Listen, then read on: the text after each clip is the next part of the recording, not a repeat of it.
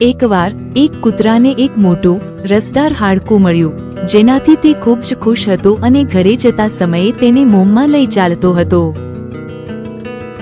જ્યાં રસ્તામાં તેણે નદી પરનો એક નાનો લાકડાનો પુલ પાર કરવાનો હતો અને તેણે પાણીમાં નીચે જોયું, જ્યાં પોતાનું પ્રતિબિંબ જોયું. પરંતુ તેણે વિચાર્યું કે તે એક મોટું હાડકું પકડેલો બીજો કૂતરો નીચે છે અને તેણે વિચાર્યું કે મારે પણ તે મોટું હાડકું જોઈએ છે. કૂતરાએ ભસવા અને બીજા કૂતરાને ભગાડવા માટે મોં ખોલ્યું, પણ તેણે તેમ કરતા જ તેનું હાડકું તેના મોંમાંથી પાણીમાં પડી ગયું અને નદીના તળિયે ડૂબી ગયું. હવે કૂતરા પાસે કંઈ જ બચ્યું ન હતું.